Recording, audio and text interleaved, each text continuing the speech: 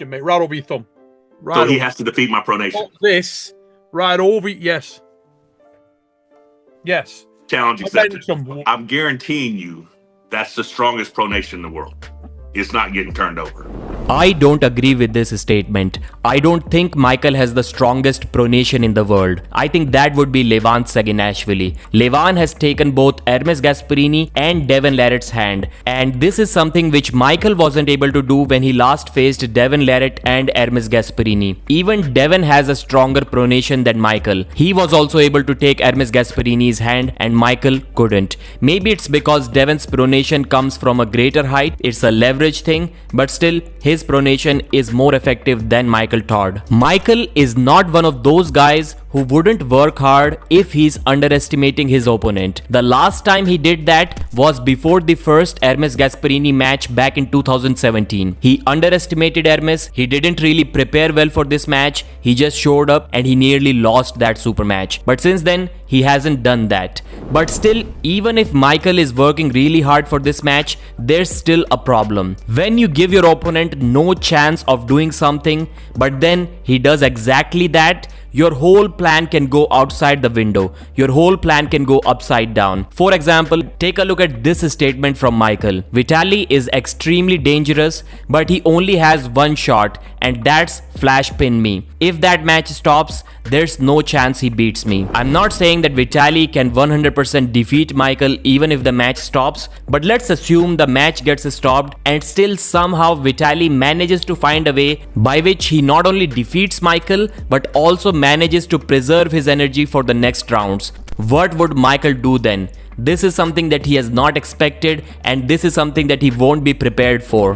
But Michael said he wouldn't be traveling around Mother's Day if he didn't think that this match was super important to him, if he didn't think that he can win this match. Michael is prepared to win this super match even if he gets to stop Vitaly very close to the pin pad. But he's thinking that realistically, he would be able to stop Vitaly much above the pin pad, maybe even close to center. And this is another statement that I would disagree with. Despite having immense back pressure and one of the strongest arms out there, even Hermes Gasparini wasn't able to stop Vitaly close to center. In many rounds, he was taken down almost close to the pad, and sometimes even right to the pad. So I don't think Michael Todd can stop Vitaly close to center. He has to stop Vitaly near his losing side, very close to the pin pad. Michael realizes that he needs to defeat the best Vitaly Laletin that has ever existed. But still, it won't be his most difficult match because he's also different now. He's also the strongest that he has ever been. I'm coming with everything I got. To beat me on May 10th, it's almost impossible. Michael also said that even if you give him Hermes Gasparini on May 10, he would still win that super match. That's how confident he's feeling. Even Devon Larratt is no longer the favorite against Michael Todd. He would have been the favorite a couple of months ago, but that is no longer the case. Michael feels he can beat Devon as well.